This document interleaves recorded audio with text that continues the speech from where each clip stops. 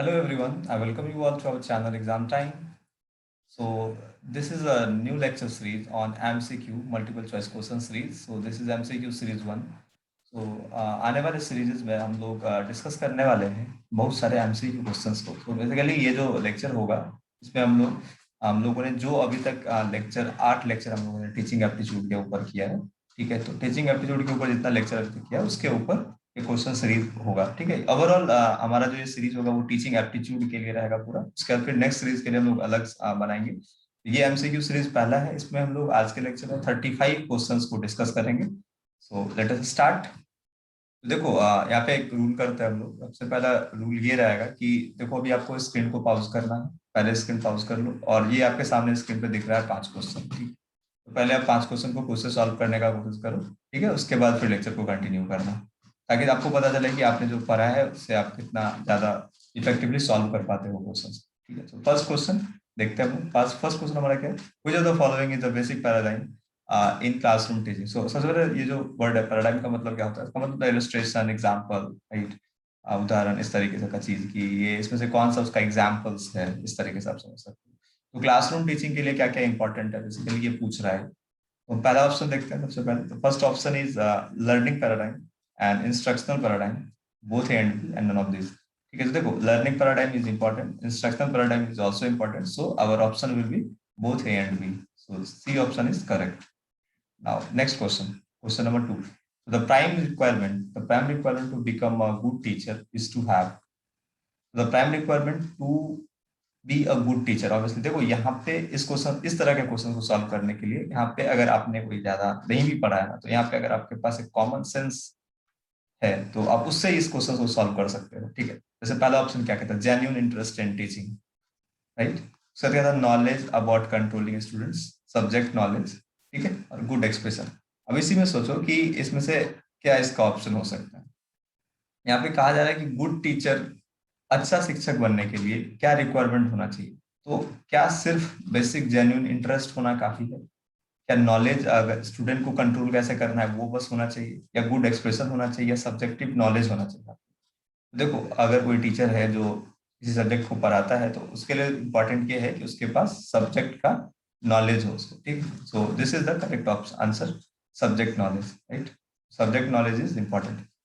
Now next question देखते हैं। सो next question is which of the following statement is not true, right. इसको आपको समझना है। इस तरह के क्वेश्चन में कभी कभी कंफ्यूजन होता है, हम लोग जो सही होता है उसको मार्क कर देते हैं। ठीक है, लेकिन इसमें पूछ रहा है कि इसमें से सही कौन नहीं है, which one is not true, not true. तो इसमें से 3 सही होगा, एक गलत होगा, आपको वही गलत ढूंढना। Okay, so see the first option, teaching is just an art, teaching can be trained only, teachers are born, all of that. Okay, तो teaching is just an art, ये हमने पढ़ा था। टीचिंग जो आर्ट है एक्चुअली साइंस भी है, तो टीचिंग बस आर्ट नहीं हो सकता। Teaching can be trained only, ये भी गलत है, ये भी गलत statement. Teacher are not only born, ये भी गलत। तो ये तीनों ऑप्शन हमारा गलत है, so option will B D, all of the above. Okay, now see the next question. Question number 4. The most desirable skills of teacher is to. So first option is make the students understand what the teacher says. Okay, दूसरा option है cover the prescribed course, keep the students relaxed while teaching. And fourth option is keep higher authorities informed about the classes activities. देखो जब भी questions आप पढ़ो तो सबसे पहले हर एक ऑप्शंस को आपको ध्यान से पढ़ना होता है। हर एक ऑप्शंस को ध्यान से पढ़ो और समझने का कोशिश करो कि क्या कह रहा है, क्योंकि यूसी का जो आपका पैटर्न है क्वेश्चंस का, आपको क्वेश्चंस के ऑप्शंस में ही कुछ कुछ इस तरीके से स्टेटमेंट दिया रहता है जहाँ पे आपको कंफ्यूजन हो सकता है। ठीक है, तो पहला स्टेटमेंट क्या कह रहा है? Make the student understand what teacher से। ठीक है, ये डिजायरेबल स्किल होता है टीचर का कि ऑब्वियसली जो उसने कहा है वो स्टूडेंट को समझ में आ जाना चाहिए। ठीक है, प्रिस्क्राइब्ड कोर्स, हाँ ये भी कवर करना ही है, उसको करना चाहिए। ठीक है, लेकिन मोस्ट डिजायरेबल पूछ रहा है तो यहाँ ध्यान देना है। तो हो सकता है चारों का चारों ऑप्शन डिजायरेबल हो, लेकिन मोस्ट डिजायरेबल कौन सा हो सकता है, ये ऑप्शन पूछना है, ये ऑप्शन टिक लगाना है। ठीक है, सो सी ऑप्शन क्या है इसका? देखो keep students relax while teaching, no it is not correct. Keep higher authorities informed about the classes activities. So अब क्लियरली इसी में समझ में आ गया होगा जो ये पहला ऑप्शन है हमारा, this is the most appropriate most desirable skill of a teacher. आपके पास 2 लिस्ट दिया हुआ है, इसमें आपको टीचिंग का लेवल और प्रोपोनेंट को सेलेक्ट करना है। तो अगर आपने लेवल ऑफ टीचिंग पढ़ा है अच्छे से तो ये आप इजीली कर पाओगे। जो मेमोरी लेवल है जो मेमोरी लेवल ऑफ टीचिंग है हमारा, वो क्लियरली हार्वर्ड के द्वारा दिया गया था। अंडरस्टैंडिंग लेवल मॉडिशन एंड रिफ्लेक्टिव लेवल, तो ये जो मैचिंग है यही करेक्ट ऑप्शन भी होगा आपका। सो ए का फर्स्ट, बी का सेकंड, सी का थर्ड। इस सब तरह के ऑप्शंस को, क्वेश्चन को सॉल्व करने के लिए हमें सारे ऑप्शंस को, हाँ इसमें आप एलिमिनेशन मेथड लगा सकते हो, लेकिन अगर आपको ध्यान पे है, एग्जैक्टली पता है कि मेमोरी लेवल किसने दिया, अंडरस्टैंडिंग लेवल किसने दिया, रिफ्लेक्टिव लेवल किसने दिया, तो फिर आपको उतना करने की जरूरत नहीं है, आप सीधा ऑप्शन के साथ जा सकते हो। ओके, सो आगे बढ़ते हैं हम लोग। Next question, question number 6, what is the sequence of different levels of teaching. अब इसमें डिफरेंट लेवल ऑफ टीचिंग का सीक्वेंस क्या है, तो सबसे पहले क्या आता है, ऑब्वियसली सबसे पहले आता है मेमोरी लेवल ऑफ टीचिंग। ठीक है, सबसे पहले क्या आता है, memory level of teaching, followed by understanding level of teaching and followed by reflective level of teaching. ठीक है, तो M U R, so first option is correct. तो इसको तो आप देख के ही एक बार ध्यान ढूंढो, मिले ऑप्शन टिक लगाओ, आगे बढ़ो। बाकी ऑप्शन करने का यहाँ पे जरूरत नहीं है अगर आप इस तरह के क्वेश्चन को सॉल्व करते हो तो। ठीक है, जैसे इस क्वेश्चन में को दिखा कि ये सीधा ऑप्शन को मिल रहा है, तो यहाँ पर हम टिक मार के आगे बढ़ सकते हैं, इसमें सारे क्वेश्चन आंसर्स को करने का जरूरत नहीं है। ठीक है, जिसमें आप डैम श्योर रहो 100%। बाकी थोड़ा भी कंफ्यूजन लगे तो और भी ऑप्शंस को करना चाहिए। Which of the following is an independent variable in teaching learning process. इसमें से इंडिपेंडेंट वेरिएबल पूछ रहा है, याद रखना, हमने वेरिएबल्स जो पढ़ा था टीचिंग का उसमें डिपेंडेंट और इंडिपेंडेंट वेरिएबल था। इंडिपेंडेंट वेरिएबल इसमें क्या होगा, देखो टीचर, स्टूडेंट, पेरेंट्स, इंस्टीट्यूशंस। तो सबसे पहले जो स्टूडेंट होता है वो तो ऑब्वियसली डिपेंड होता है किसके ऊपर, टीचर के ऊपर। Institution is also a dependent variable, parents is also, but parents are not, is not considered as variable. ठीक है, तो हम लोग टीचर के साथ जाएंगे एज ए इंडिपेंडेंट वेरिएबल। ठीक है, तो teacher is the correct option, teacher हमारा इंडिपेंडेंट वेरिएबल, टीचर है क्या हमारा independent variable, right. Which of the following methods would be used by each teacher. इसमें से हर एक टीचर्स को कौन सा मेथड यूज करना चाहिए। ठीक है, so the correct option will be what, analytical, synthetic analytical, only synthetic। ठीक है, तो इसका ऑप्शन होगा करेक्ट आपका analytical synthetic. Okay, analytical synthetic is the correct option. Now question number 9, फिर से अगेन दो लिस्ट है आपके पास, from whole to part, self study, training of senses. तो इसमें से आपको प्रोपोनेंट बताना है, होल टू पार्ट कहाँ का प्रोपोनेंट है। तो आपने पढ़ा होगा गेस्टॉल्ट साइकोलॉजिस्ट में भी ये बोला गया था कि पहले हम लोग होल से पार्ट में जाते हैं, तो पहले पूरा होल समझो, फिर उसका देख एक पार्ट को समझो। तो ये सिंपल गेस्टॉल्ट साइकोलॉजी का बात है। पहला का तो ए का फर्स्ट हो जाएगा लिस्ट। ठीक है, फिर सेल्फ स्टडी, सेल्फ स्टडी किसने दिया था, self study was given by, obviously ये भी मुझे लग रहा है ये करेक्ट ही ऑप्शन दिया हुआ है आपको लिस्ट में। ठीक है, आप इजीली इसको टिक कर सकते हो। तो self study was given by Dalton, proposed by Dalton, and training of senses was also proposed by Montessori and Forwell. So इसका भी again option A will be the correct. Okay. So which of the following reflect the nature of teaching?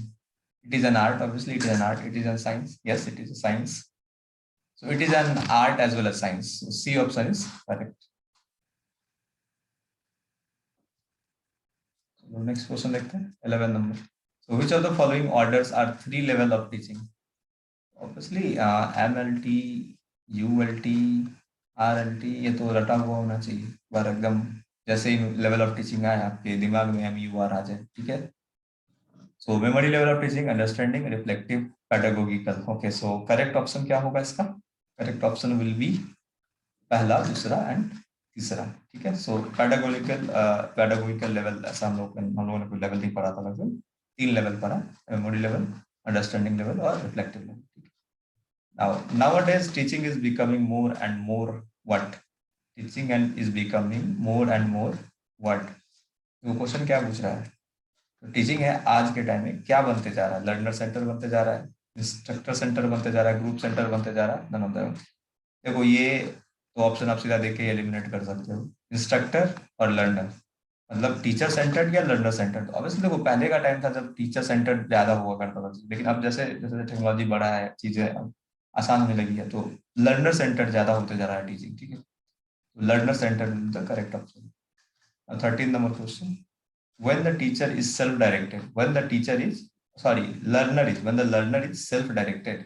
एक learner जो है वो self directed कब होता है, learner is self directed, it is termed as, learner अगर सेल्फ डायरेक्टेड है यानी कि उसको पता है कि किधर जाना है, खुद से पता है। ठीक है, इसमें कोई उसको डायरेक्ट नहीं करता, कोई इंस्ट्रक्टर या कोई ट्रेनर नहीं होता इसके लिए, तो इसको हम लोग कौन सा लर्निंग बोलेंगे, पैडागोगिकल लर्निंग बोलेंगे, एंड्रागोगिकल बोलेंगे, या डिस्टेंस एजुकेशन, या नन ऑफ दिस। देखो हमने देखा था ना पैडागोगिकल लर्निंग और एंड्रागोगिकल लर्निंग में बेसिक डिफरेंस था। तो जो पैडागोगिकल लर्निंग था उसमें लर्नर जो होता है वो सेल्फ डायरेक्टेड नहीं होता, उसमें बताया जाता है, ठीक है, कि कैसे क्या करना है इंस्ट्रक्टर के द्वारा। तो ऑब्वियसली इसका ऑप्शन जो है वो हमारा हो जाएगा एंड्रागोगिकल लर्निंग। ओके, क्या ऑप्शन हो जाएगा, andragogical, andragogical learning. Okay, this is the correct option. 14 number question देखते हैं। Instructional objectives are written for the students and they state what the student is expected to do, these objectives should be. Question अगर समझ में आया होगा तो आप इसका आंसर बड़ी आसानी से कर पाओगे, ठीक है। क्वेश्चन क्या कह रहा है, इंस्ट्रक्शनल ऑब्जेक्टिव जो है are written for students and they state what student is expected to do. तो जो भी इंस्ट्रक्शनल ऑब्जेक्टिव्स है वो स्टूडेंट से क्या एक्सपेक्ट किया जाता है, वो ऑब्जेक्टिव क्या क्या होना चाहिए, स्पेसिफिक होना चाहिए, ऑब्जर्वेबल होना चाहिए, मेजरेबल होना चाहिए। देखो ये तीनों ऑप्शन देख के क्लियरली लग रहा है, स्पेसिफिक भी होना चाहिए, ऑब्जर्वेबल भी होना चाहिए, और मेजरेबल भी होना चाहिए। तो करेक्ट ऑप्शन क्या हो सकता है, ये सारे का सारा ऑप्शन ऑल होता है। ओके, अब नेक्स्ट क्वेश्चन की ओर बढ़ते हैं। 15 number, in context of dynamic teaching environment which of the following statement is true, which of the following statement is true. इसमें से चार ऑप्शन में से तीन गलत होगा, एक सही होगा, आपको ही चुनना है कि सही कौन सा है। और किस चीज के कॉन्टेक्स्ट में बात कर रहा है, डायनामिक टीचिंग एनवायरनमेंट, ठीक है, हमने पढ़ा है डायनामिक टीचिंग एनवायरनमेंट को। आप इजीली बता सकते हो, teacher is dependent variable and student is an independent variable. तो क्या ये डायनामिक एनवायरनमेंट में, टीचिंग एनवायरनमेंट में हमने पढ़ा था, अगर याद करोगे तो समझ में आ जाएगा आपको, ठीक है। सो बी ऑप्शन क्या, पहले सारा ऑप्शन देख लेते हैं। टीचर इज एन इंडिपेंडेंट, देखो टीचर डिपेंडेंट तो नहीं होता है, ये तो स्टेटमेंट देख के ही गलत हो गया, इसको तो काट सकते हो। Teacher is an independent, obviously teacher is an independent variable and student is dependent variable, हाँ ये सही लग रहा है। बाकी और भी देख लेते हैं। Both teacher and student are intervening variable, तो इंटरवेनिंग तो अलग से होता था, टीचर स्टूडेंट इसमें से एक डिपेंडेंट एक independent, B option is correct. Okay, तो हम लोग बी ऑप्शन के साथ आएंगे, तो B option is the correct answer. Okay, चलो नेक्स्ट क्वेश्चन की ओर बढ़ते हैं। 16 नंबर क्वेश्चन। तो 16 number question is at which of the following teaching level, ये टीचिंग लेवल की ओर बात कर रहा है, हम लोगों ने लेवल ऑफ टीचिंग भी पढ़ा अच्छे से। Classroom environment is required to be sufficiently open, ठीक है, एंड इंडिपेंडेंट। ओपन इंडिपेंडेंट किस लेवल में होना चाहिए, क्या मेमोरी लेवल में होना चाहिए, अंडरस्टैंडिंग, रिफ्लेक्टिव, किस लेवल में होना चाहिए, क्लासरूम सफिशिएंटली ओपन। ओके, तो मेमोरी लेवल में नहीं होना चाहिए, मेमोरी लेवल में तो समझ ही रहे हो कि वो क्लोज एनवायरनमेंट होता है जिसमें हम लोग स्टूडेंट को या किसी लर्नर को एक पर्टिकुलर सॉर्ट ऑफ चीज़ों को उसी के अंतर्गत समझाते हैं। मेमोरी के ऊपर ज़्यादा वो इम्फेसिस दिया जाता है, चीज़ों को रटाया ज़्यादा जाता है। अंडरस्टैंडिंग में थोड़ा सा अंडरस्टैंडिंग होता है, लेकिन यहाँ भी एक इन्वायरमेंट होता है जहाँ पे आपको एक बेसिकली एक बैरियर होता है, या फिर आप ये कह सकते हैं क्लोजनेस होता है, जहाँ पे उससे ज़्यादा आप आगे नहीं जा सकते। लेकिन रिफ्लेक्टिव लेवल में जो है वो सफिशिएंटली ओपन इन्वायरमेंट होता है। तो the option will be, correct option will be C, reflective level, ठीक है। 17 नंबर क्वेश्चन देखते हैं। What is meant by the term curriculum, curriculum का क्या मतलब होता है, करिकुलम का क्या मतलब होता है, ठीक है। करिकुलम वर्ड आपने कई दफा सुना होगा, ठीक है, सिलेबस के रिगार्डिंग, सिलेबस के कॉन्टेक्स्ट में जब आप कोई भी चीज स्टार्ट करते हो तो उसका करिकुलम दिया जाता है कि ऐसे ऐसे सेट ऑफ इंस्ट्रक्शन टाइप। तो देखते हैं इसका ऑप्शंस क्या क्या दिया है। The subjects of study offered by educational institution, तो सब्जेक्ट ऑफ स्टडी, ठीक है, बाकी ऑप्शन से पढ़ते हैं।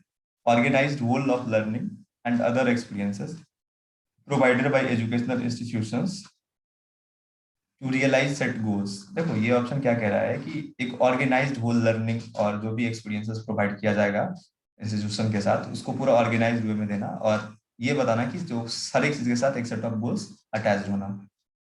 थर्ड ऑप्शन क्या है, the prescribed syllabi in various subjects plus practical courses project dissertation, theory and practical courses to be completed to qualify a level of education।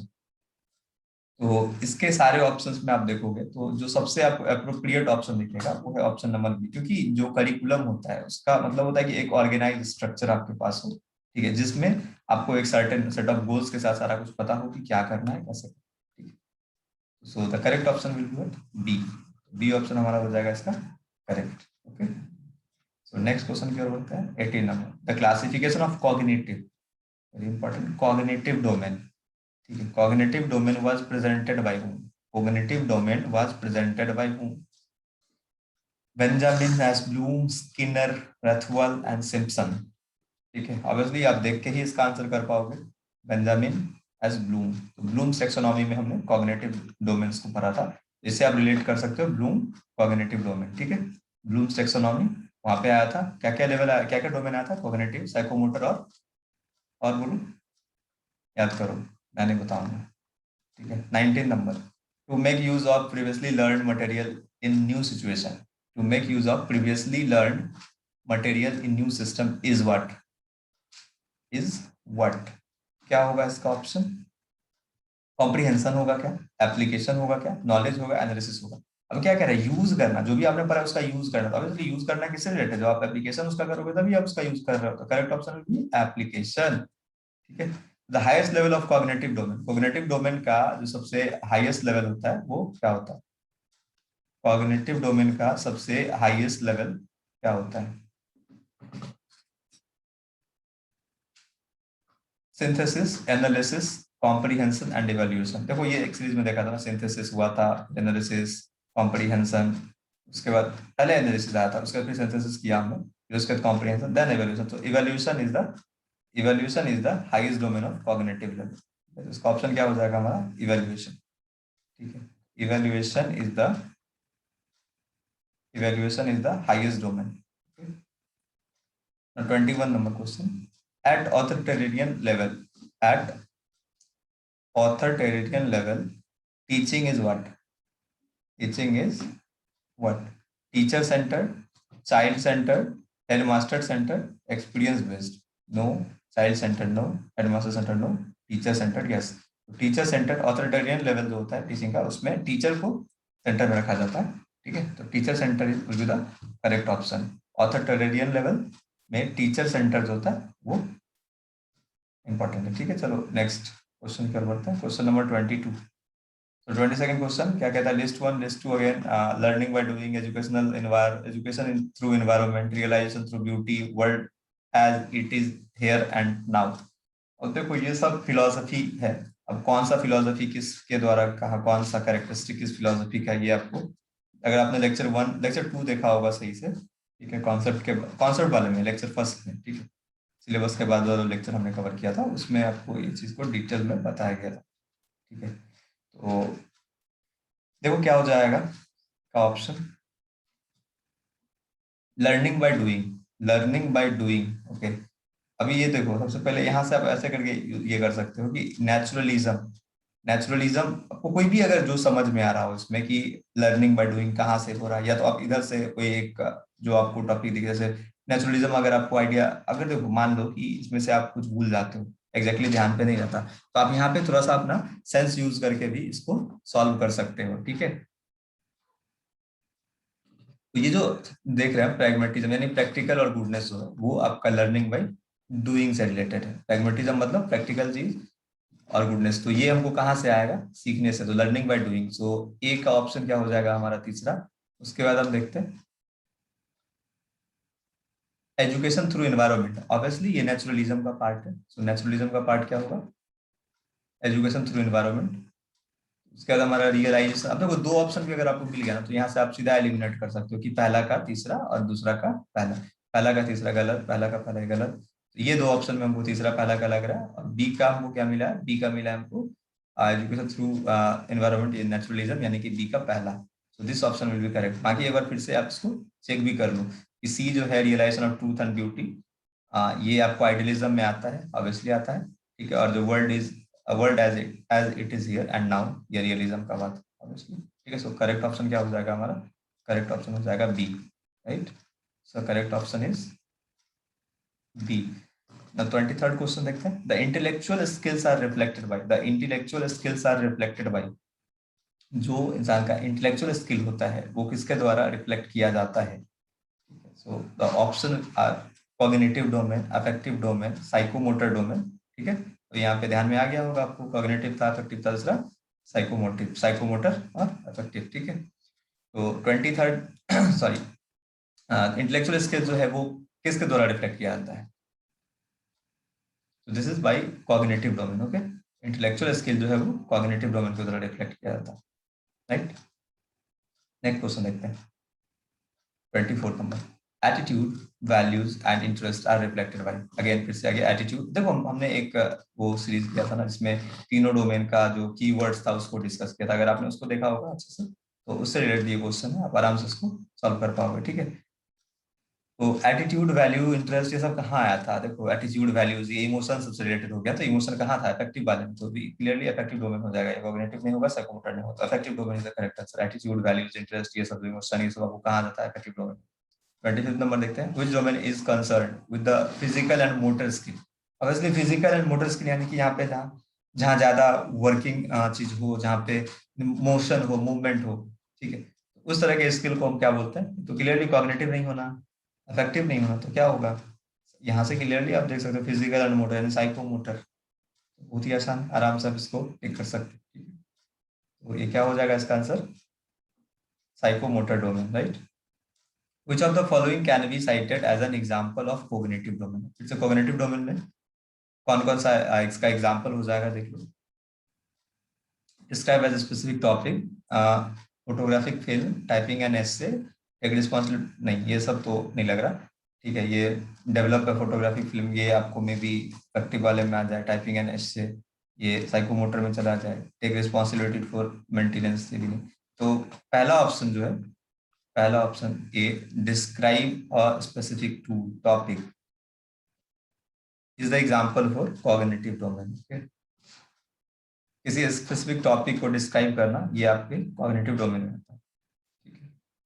27 number देखते हैं, which of the following can be taken as an example of psychomotor domain in the context of teaching। फिर से psychomotor domain के ऊपर question है, psychomotor domain में कौन सा एग्जांपल हम उसके कॉन्टेक्स्ट में रख सकते हैं, ठीक है।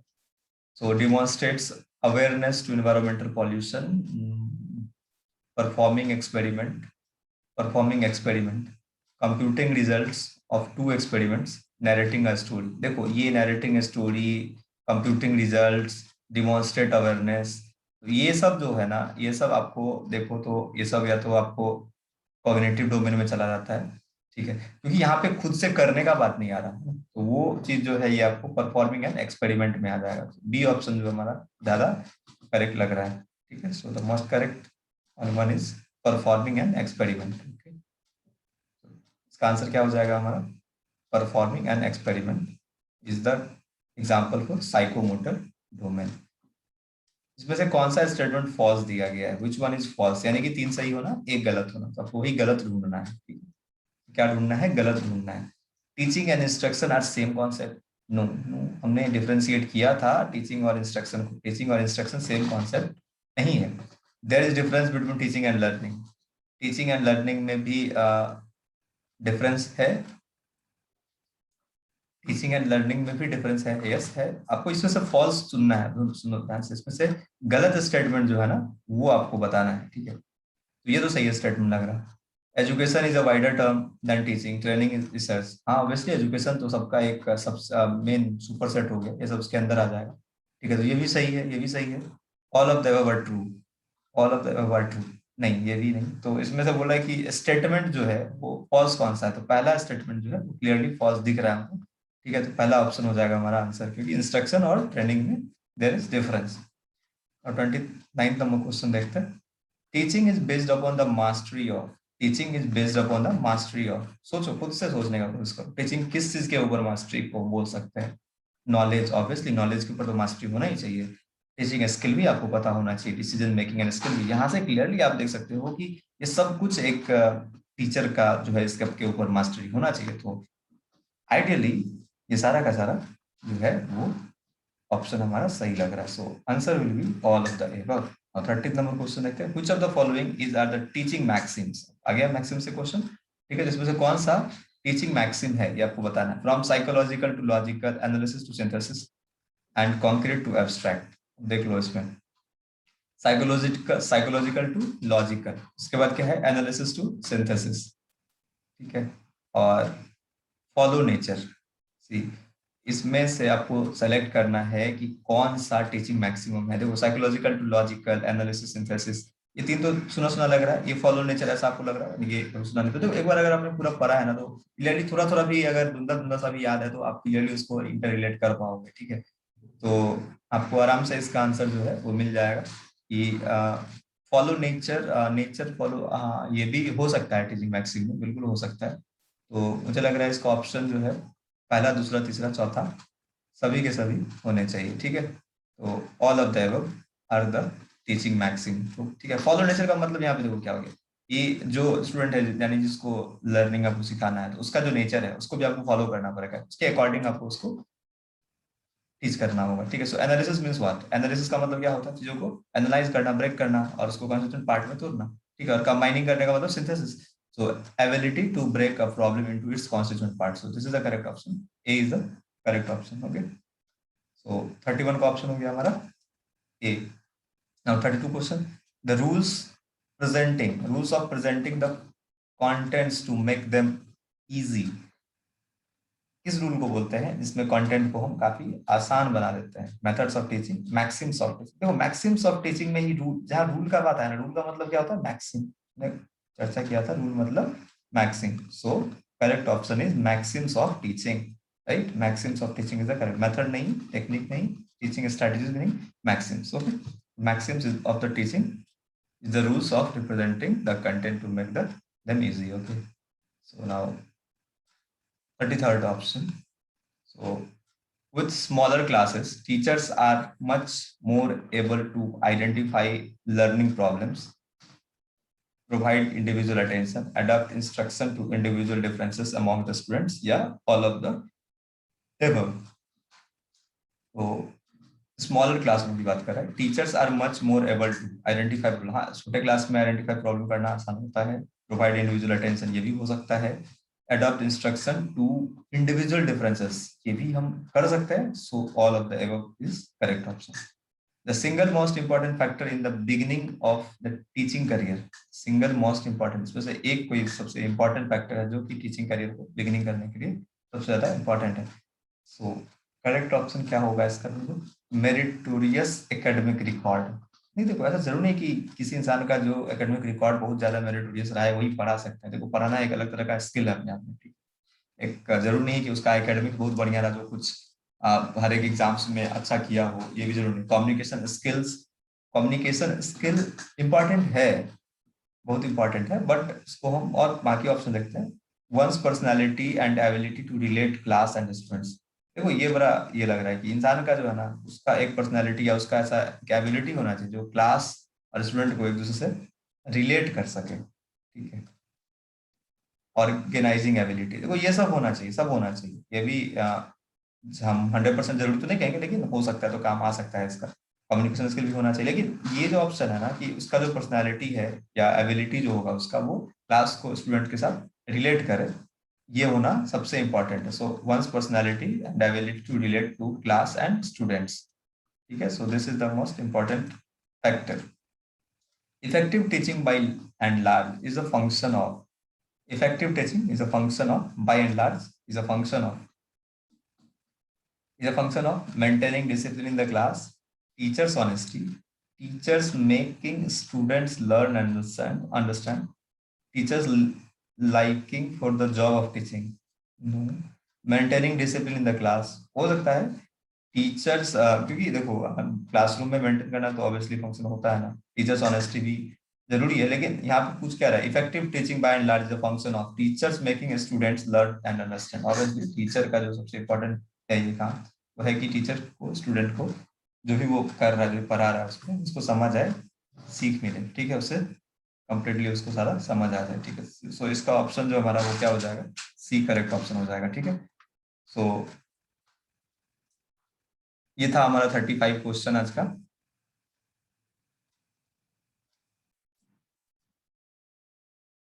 So thanks for watching and again be happy,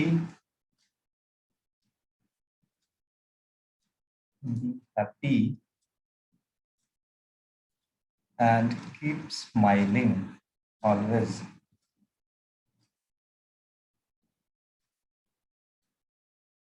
God bless you.